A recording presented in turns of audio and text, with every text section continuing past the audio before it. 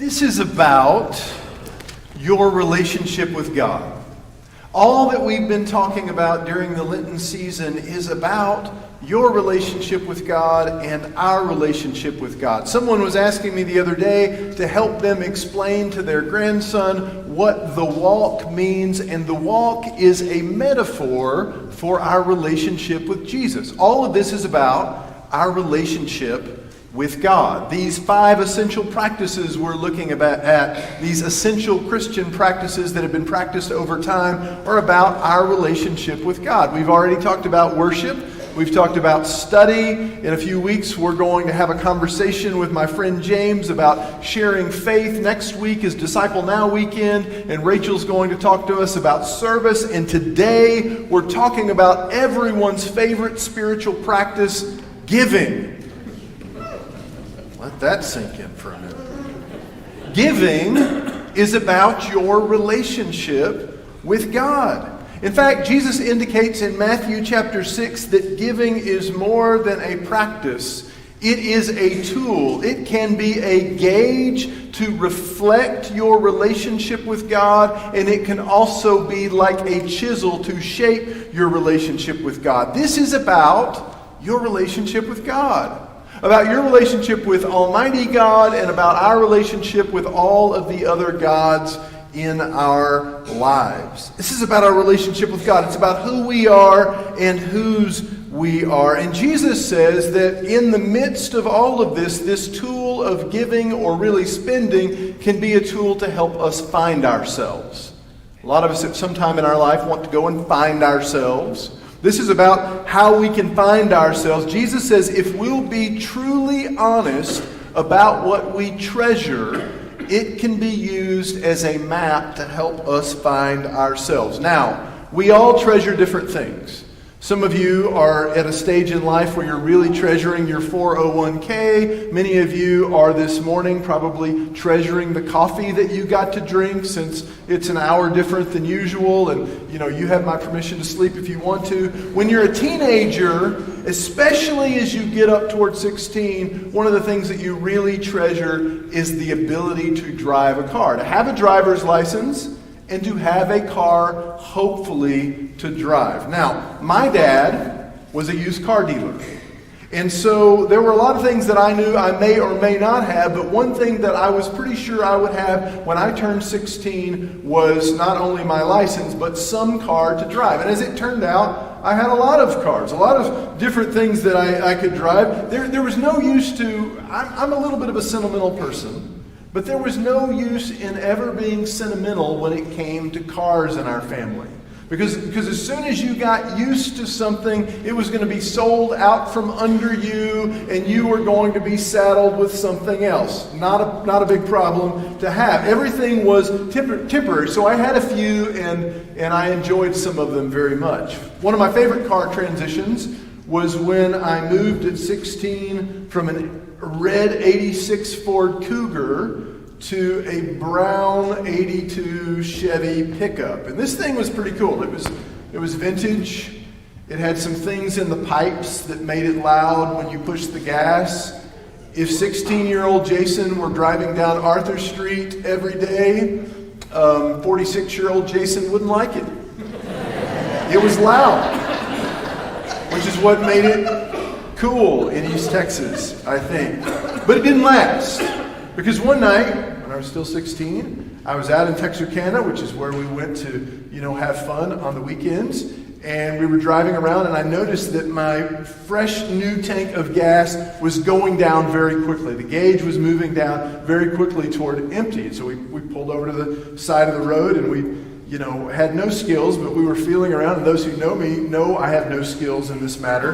But I was feeling under the car where I thought the gas tank might be, and it felt a little damp, and so we surmised from that moment that there was a hole in the gas tank. That's obviously what was happening. And so we drove home, and the gas gauge was going all the way, and we got there, and I told my dad, I think there's a hole in the gas tank. He said, yeah, okay, whatever, but tomorrow morning, I'm going to put some more gas in this thing, and then you're going to go down to this shop, and they're going to work on this. They're going to fix this for you. Okay, so the next morning, I get up to go out there. My dad's put gas in the car. What I didn't realize at that point was that there wasn't a hole in the gas tank, but that the fuel line or something had become disconnected and had been spraying gas all over the engine as we were driving home that evening. And so when I turned, it took a little bit to crank, but when I turned it and the sparks went off, all of a sudden the engine caught on fire.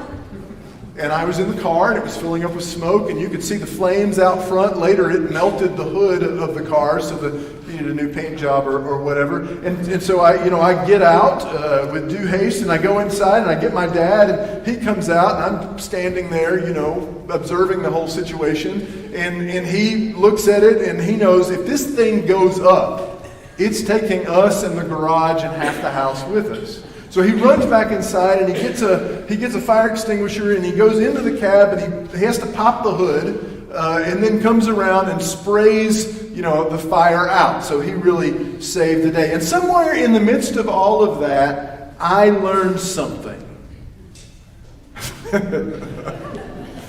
A very simple concept that I'm sure we all understand, and that is what Jesus is acknowledging here in Matthew chapter 6. That our stuff is temporal. And we know this. Our stuff has a temporary nature to it. Our stuff is temporal. We've seen cars damaged and houses destroyed. We've seen our portfolios plummet. We've even at times, if we've looked at the church history, know that this church has been taken down by fires and tornadoes. Nothing is guaranteed. None of our stuff will last forever. We know this. We get this. We understand this. So why is it that we so often live as though we don't? Jesus is acknowledging a simple concept here that most of us believe, we understand, and yet we don't live by it. Because if we did live by it, it would radically change our lives. Jesus says that our material possessions are temporal. So don't store up treasures on earth where moth and rust and gas leaks and fragile economies can destroy, but store up for yourselves treasures in heaven.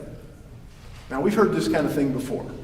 We've been to plenty of churches where we have heard people tell us that we don't need to be concerned with earthly things, but we need to be concerned with heavenly things. And to this thing, we might say, yeah, right. We all have earthly bills and earthly needs and earthly dreams and earthly wishes and wants. And how will we ever take care of those things if we spend all of our time focusing on heavenly things? I mean, we've all heard that we shouldn't be so heavenly minded that we're of no earthly good, and many of us have taken that to heart. Treasures in heaven are great and all, but since Jesus paid it all already, we'd rather give ourselves to the business of living in the now, which is actually a great thing, because Jesus was almost always concerned more with now than later. It's difficult to see this as we read the Gospels because our minds have been programmed to think of heaven as this place where we finally get to float on clouds and listen to babies in diapers play their harps. But after we die, but Jesus is not quite talking about that here. Now, Jesus is not saying don't bother with this life, just get ready for the next one. No, when Jesus uses the word heaven, he's usually using it as a stand-in for God. Heaven is God's dimension of reality. Heaven is where God is, and we know that Jesus said the kingdom of heaven is not coming in the clouds, but is within our grasp. It is here and now. It is very near you. Heaven is near us, and heaven is where God is. Heaven is a present, in the New Testament, a present interconnected reality with earth. It's going on, it's crossing over. And Jesus is trying to point us to the fact that the treasures of heaven are out there right now, and they are ours for the taking, even right now. And he's inviting us to go after them right now. He's inviting us to go on a treasure hunt. And he's saying that once we find our treasure, we're going to find ourselves, for better or for worse. He demonstrates this here in Matthew 6 with a few metaphors. First, the heart. The heart is a metaphor for the center of our being, our very core self, the focus of our attention and all of our commitment and passion. So Jesus is saying that when we find our treasure, we'll find our true center. Then he moves on to the eyes. In verse 22. The eye, he says, is the lamp of the body, which is a common expression about the importance of the eyes in Jesus' day. The eyes were a window to the soul that either projected light out from the heart or let light into the person from the outside. So you've heard the expression, she's giving you the evil eye, something like that. This is more than just what my kids say when Christy's irritated with me. She's giving you the evil eye has something to do with what Jesus is saying when he says, if your eyes are healthy or generous, your whole person will be full of light. But if your eye is bad or evil, then your whole person will be full of darkness. At its core, the evil eye was an envious one. An eye that wanted something that it didn't have. Someone with an evil eye was someone who wanted people or gifts or possessions or beauty with a consuming passion that would drive them to go after it and curse the other people who had it with their envy and with their jealousy. Jesus is saying, what you treasure will either define you as a person filled with light and health and generosity, or it will define you as a person filled with jealousy and envy and ambition and evil. And that can transform you. We see an image of this in J.R.R. Tolkien's The Lord of the Rings, where the one powerful ring, when it is possessed by someone for a period of time, begins to possess them. It begins to change them.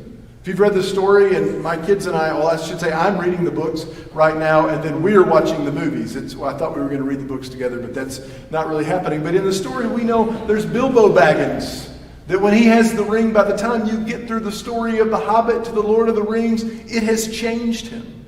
There's Frodo Baggins, that by the time he gets to the end of the story of The Lord of the Rings, it has changed him. And the most stark image of this is with Smeagol, the hobbit that becomes Gollum. Smeagol's relationship with the ring is a long love affair that slowly transforms him from a lovable hobbit into Gollum, a dangerous creature who was possessed by his possessions. And this can happen to all of us as well.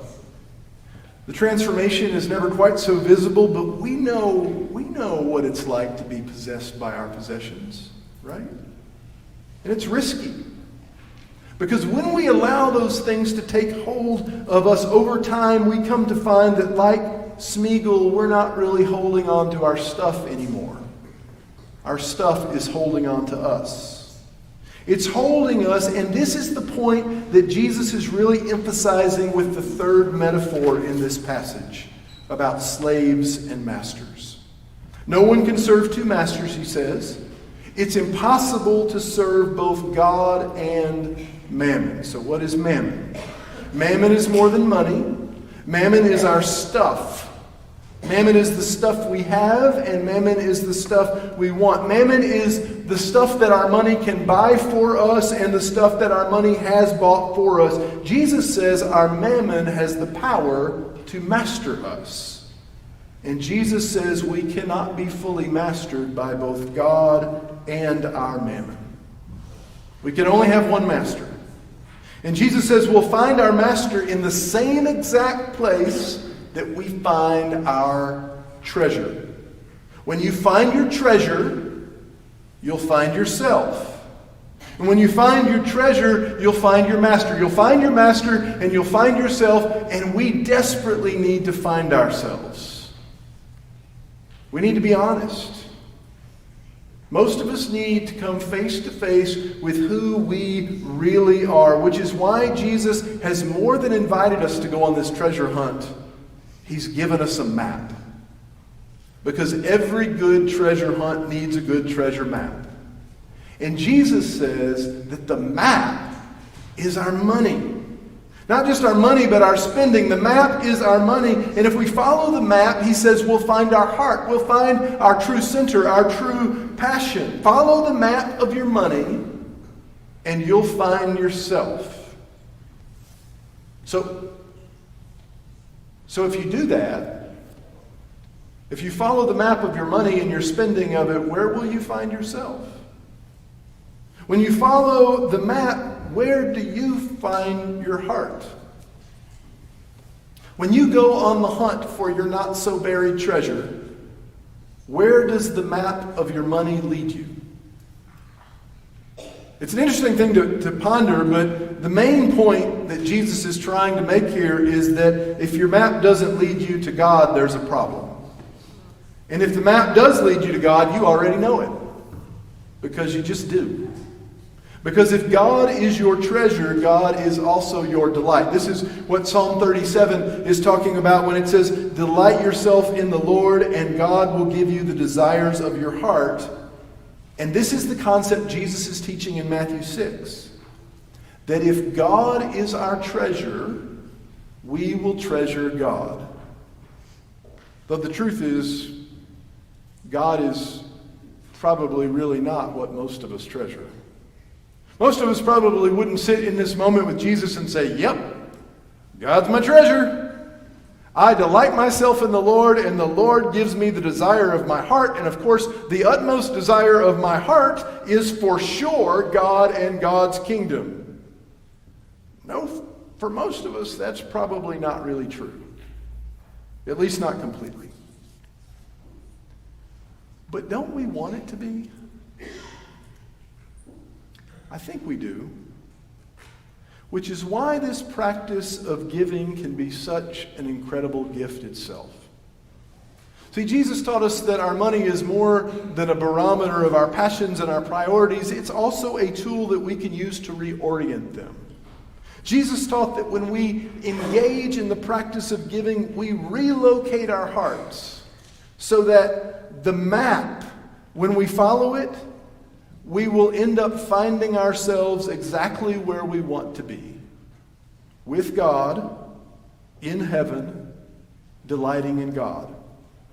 And Jesus showed us through his life and sacrifice that if we really want to treasure God the way God treasures us, we need to pursue God with the same intensity and passion and reckless abandon that God pursued us with when God sent God's Son to give himself up fully for us so that we could be fully lifted up to God. So what does it mean to seek first God's kingdom and God's righteousness? It means that we actually give our whole lives to Jesus. It means that your relationship with Jesus is your treasure. Because where your treasure is, there your heart will also be.